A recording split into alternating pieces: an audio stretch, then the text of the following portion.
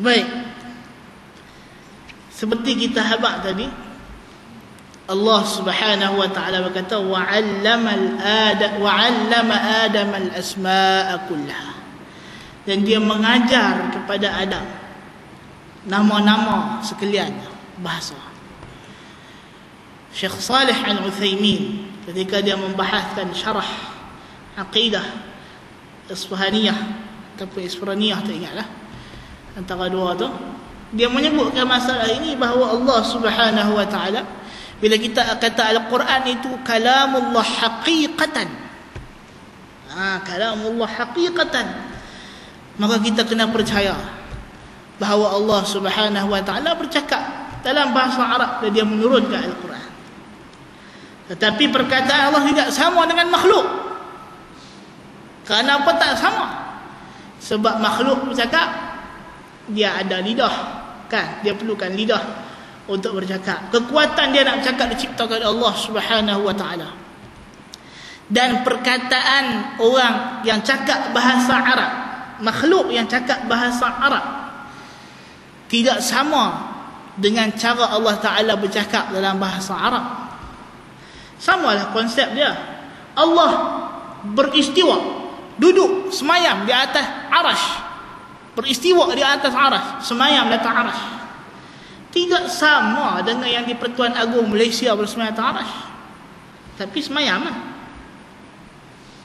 Yang penting dia bersemayam. Allah bersemayam, Agung bersemayam. Tidak sama semayam Allah dengan semayam Agung.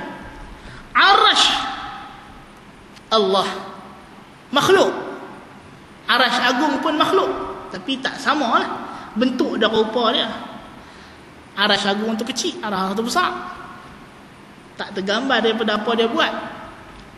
Maka itu persoalan yang sama sebenarnya dengan sifat-sifat Allah Ta'ala yang lain. Tak ada beza.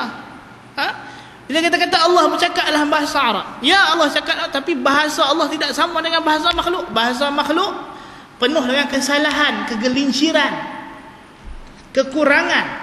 Orang yang pandai bahasa macam mana sekalipun, kan, selain daripada Rasulullah sallallahu alaihi wasallam, dia akan salah juga satu ketika nanti dia cakap. Sebab itu dalam bahasa Arab sebenarnya ada badal ghalat, badal salah, dia tersalah sebut, tersasul dan sebagainya, kan. Tapi bahasa Allah tidak ada kekurangan.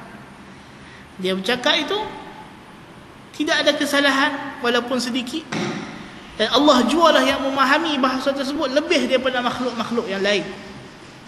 Manusia, bahasa manusia bercampur dengan pelbagai bahasa yang lain. Arab fasih macam mana pun dia ada istilah-istilah yang dia campur juga. Tapi bahasa Allah Subhanahu wa taala bahasa Arab yang tulen, yang sebenar-benarnya, yang telah Allah adakan, Allah ajar kepada manusia yang awal. Demikianlah cerita yang tidak ada masalah. Siapa yang kata Allah turun dalam bahasa yang tidak difahami, itu adalah qaul kullabiyah. Dia kembali kepada Al-Quran itu makhluk. Sebab dia kata Allah turun cakap dalam bahasa yang tak dipahami. Jibril yang tukar di bahasa Arab, mana boleh tak fahami? Itu Jibril faham. Itu Jibril faham apa cakap? Jadi mesti ada bahasa juga yang Jibril faham. Maka tak lari daripada konteks bahasa juga.